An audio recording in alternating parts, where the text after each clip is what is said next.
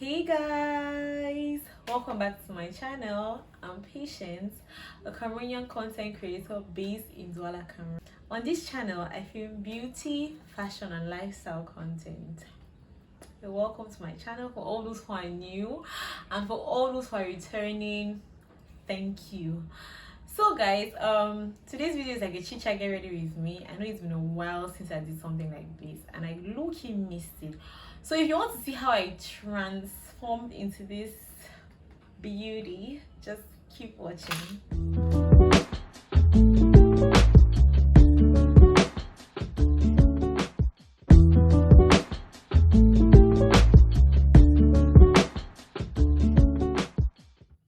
So guys, from the title, today's video is a story time. On that time, I was a side babe.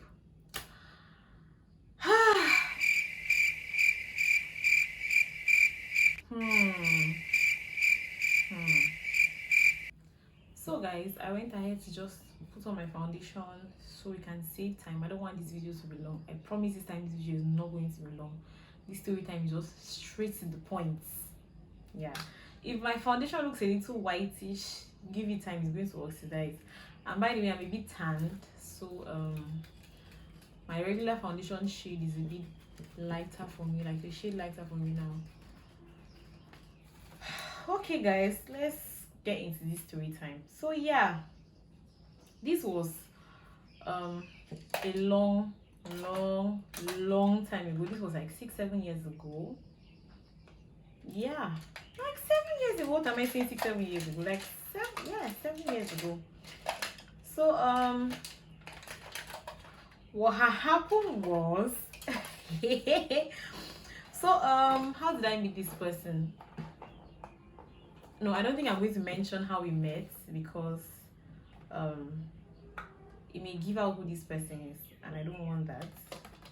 Not like it matters or anything. I just don't want people in my business, that's all.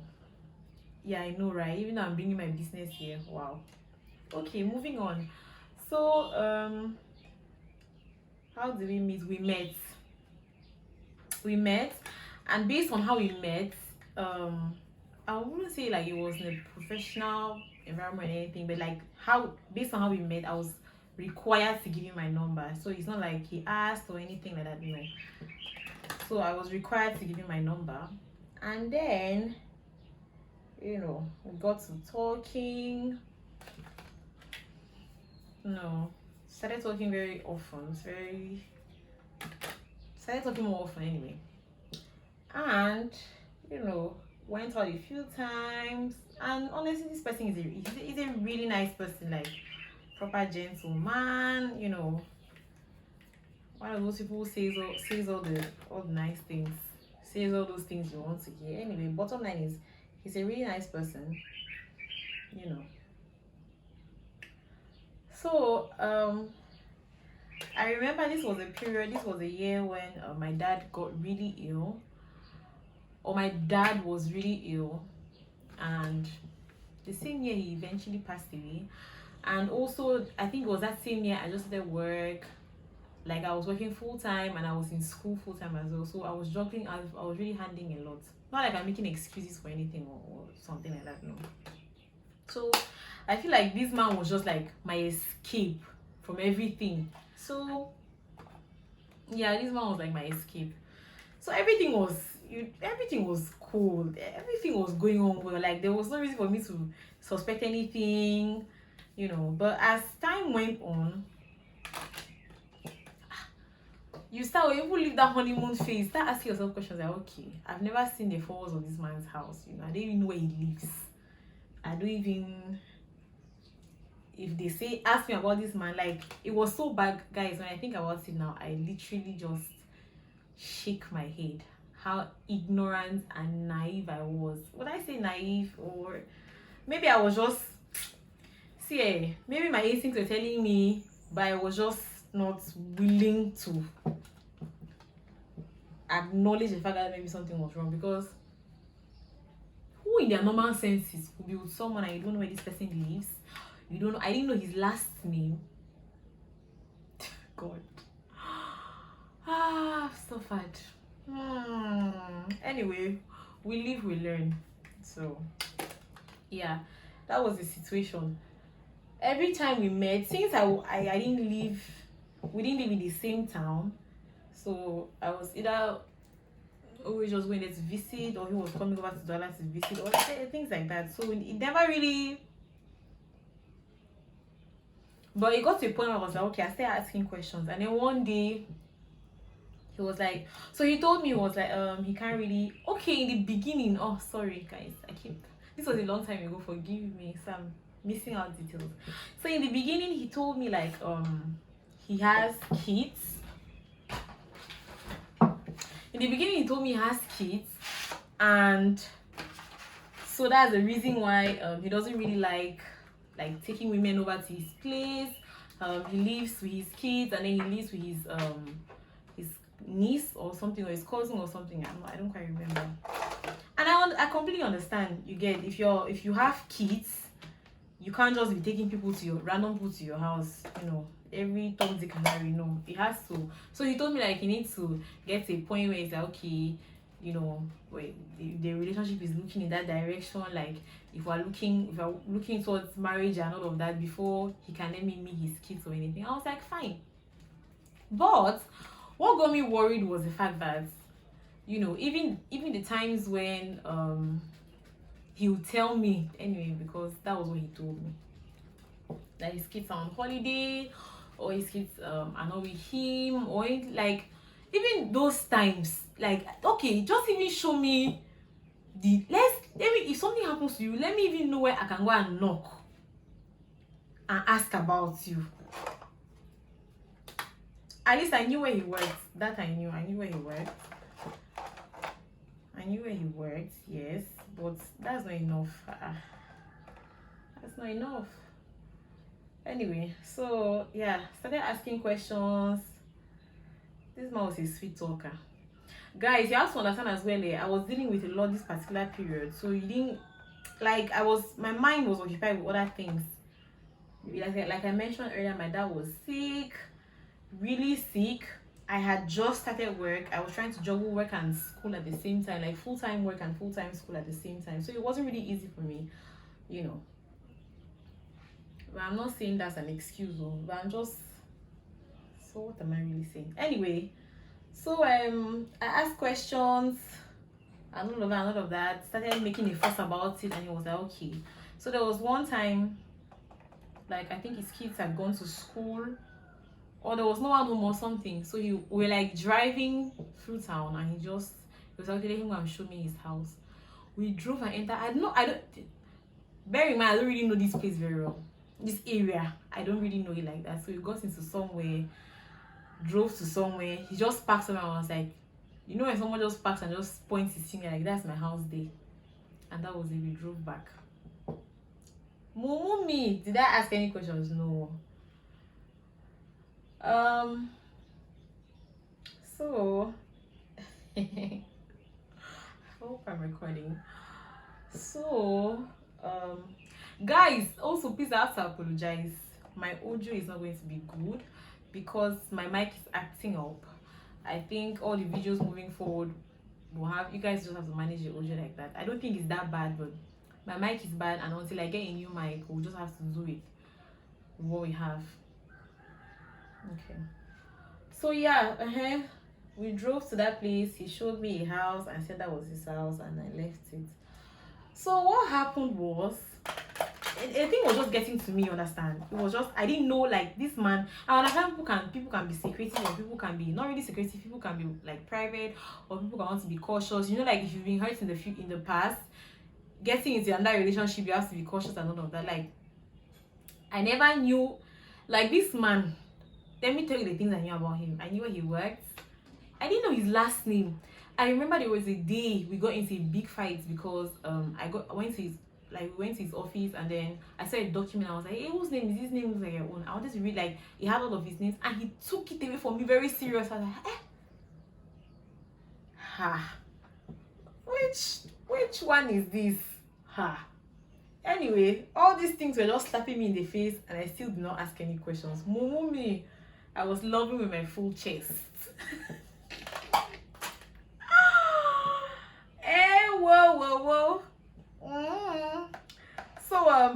what I was saying. So I understand people being cautious, I understand people taking their time and all of that, but like I barely knew any. It was almost like I was dating a ghost. That was what it was like. Cause thinking about it now, even though yes, we still meet now, like we still bump into each other here and there, but I swear I knew nothing about this man. Thinking about it now, I knew nothing about him. Like he had family in Douala here. He has family in Douala here, and every time he comes here, like even if he comes to see me, he will hang out with family, and I would like let me even. I'm not saying carry me and go and show me to your mother, you guys. Let me know if you know somebody. Okay. Anyway, maybe people are just different. Maybe it's just me, or maybe it's just me. But it was just weird. Things are not really adding up. So, and I think another reason why I found myself in this situation was and that's another reason why I actually decided to make this video, so someone else out there can learn from this. So I think, because looking back now, I think I got into this relationship for the wrong reasons. Like, you know, I was looking for the fact that I was dealing with so much in my personal life. I was looking for an escape. I was scared. Like that period was a difficult period for me, especially when my father eventually passed. I felt like there was a void I needed to fill. I felt like I was scared of being on my own. I was scared to be alone. You get? And yes, I know some people will say, why didn't you turn to your family or anything like that? Like, in my mind, I was thinking my siblings and I are all going through the same thing. My mom, like all of us are going through the same thing. We're all going through the loss. I don't want to burden my siblings or my mom or my family with something we're all trying to deal with. It's not like you have experience with dealing with loss. Even if you have experience, like no one ever really gets used or prepares for things like that. So yeah, I think I was just getting into this thing for the wrong reasons. Like if situations were different, I'm sure I'd have taken my time to, you know. Anyway, so how did I get to know this man? See, he was not just a married man with kids, with children. So while I was in Douala, one day I was like, no, this thing is not adding up. Like I was getting, people were telling me things here and there. Like because he had met my friends, and my people were telling my friends things, and my friends, of course, my friends, they're my friends. They were telling me like, Peo. I was like, no, he said that, you know, trying to defend him, you know, he's not. He said, I said, like, because I'd confronted him about it before. He was like, no, it's not. Yeah, they lie. This man told me. He said his boss has this. Try God. See, the things I believed. God, oh, God will help me. Like when I think about these things now, I'm like, wow. They took you for idiots. They just played moto tabala with your head. This one told me how, because my friends were hearing stories of how he's married, he's a married man with kids and all of that. And they would tell me, and I remember one time I confronted him about it, and he said, no, his boss has similar names like his, like they have really similar names, or like practically the same names, maybe just one name which is different. So, and then his boss is married. He's the one they're referring to. When people hear that name, they're always referring back to his boss. He's not the one, you know, things like that. And I foolishly believed. Yeah, I did. My coconut head, I believed it. Anyway, so where was I? So there was this day, like the stories were it was just crazy. So there was this day my friend called me up. Okay, before that, I called up one of my friends. I was like, my dear, help me. I described, even I did not know the area very well, I described the place he took me to on that day and showed me that the house he showed me. So I described that area to one of my friends. I begged her, like, please, mom, just go and check. Like, just go and knock on the door. I'm sure there'll be someone else. Just go and knock and say, please, I'm looking for so and so person. If it's actually his house, they were like, tell you whether he's home or he's not home. But if he's home, no problem, let him see you. So that my friend, when she said she knocked on that door, it didn't look like there was no sign of life. It didn't look like there was anyone living there or anything.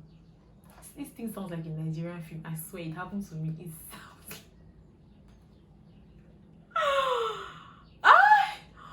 it sounds like a Nigerian film. But I promise you this is something that happened to me. So she did that, and then she called me and was like, my dear, there's nobody in that house, so there's no sign of any life in that house. I told her, okay, no problem. Even after all of this investigation I was doing, I still leave her. But my girls, being the, as in a guys, I have FBI friends. My friends being the FBI police that they are. Anyway, it's not like they went actively digging. But God helped all of us. You know, it's God that just saved me. So I have this friend. I don't think I'm going to mention her name. So this my friend. Her family, like her extended family, is friends with this man's wife. I hope that makes sense. So on this day, you see this world is very small, very small. There was this day he came and dropped off his wife at my friends, their family compound, or one of her relatives' compound or something. I don't quite remember. And this woman was heavily pregnant, my people. Heavily pregnant. This man was lying how he's not married when he had a wife who is heavily pregnant. And this girl could not. Fortunately, this my friend, my friends had met him, so my friends knew him very well. This my friend could not believe her eyes. She tried to stomach this thing, no way. She was like, no, she must tell me. So she called me up one morning and then she told me. Mumu me again. Mumu me. I still went and I still called this man. And I was like, so and so, what are you doing in so and so place on this day? This person saw you. I was like, oh no, that's not how I asked the question. I was like, okay, I just called him. Me. I didn't even use sense to call him. I just called him. I was like, lie to me. You lied to me. You lied to me. You lied to me, and all of that. And he was like, hey, what happened? What happened? I explained to him, and they saw you. You told me you're not married. I asked you. You refused. They saw you with your wife. And this man could lie on his feet. He immediately just said how, no, it's his boss's wife. He was just going to go and drop her off. I was like, wow. I see this man explained things to me, tried to defended himself until I think for a split second I actually believed him. We ended the call. And everything was good and fine. And then my friend called me back in the evening, because I told her I was going to confront him. Now my friend called me back in the evening. I was like, and see, how far do you talk to him? I said, yes, I spoke to him. But he said, no, it's his boss's wife. Then my friend said, hey, she's going to investigate. She's going to dig. So she went ahead to dig, asked, made findings, and she came back with concrete. I don't even know what proof I was looking for again. This thing was just clear. This man was married with kids. Nah, that was just way. When my friend got back to me, I was like, no, this is just stupid. I was trying to hold on so much to the relationship. And like I mentioned earlier, for the wrong reasons. I was trying so hard to hold on to the relationship for the wrong reasons. I badly needed, in a period like that where you're hurting or you're going through something, you badly need companionship. You badly need anyway, not everybody, but I felt like I desperately needed someone. Desperate may be the wrong word, but I felt like I really needed someone, besides just family. I needed that extra love and support at that time. So yeah, my dear brothers and sisters, as it happened till this date, because we still bump into each other from time to time. it's a small world, we still meet here and there, and he still denies it, like, no, he's not married. I'm believing my friends. My friends came and broke us up. Anyway, so but I think if there's one thing like we cannot take from this video is the fact that like we should not date for the wrong reasons. I personally have done that quite a few times, because I remember there was one time there was this guy, and I remember my sister just calling and asking like, Mimi, are you bored? Cause I'm sure she was looking at me like, this child, I know you deserve better than this rubbish. I don't understand why you're settling for these things. Like I have done it quite a few number of times, like just going into situationships or just putting myself in situations where it's just for the wrong reasons. Like, why should you? Anyway, so yeah, yes guys, that's how it happened. I told you guys this was going to be a very short story time. I've not even finished my makeup, but I didn't want it to drag. Yeah, I think we should all just pick that, like pick this take this lesson away from this video.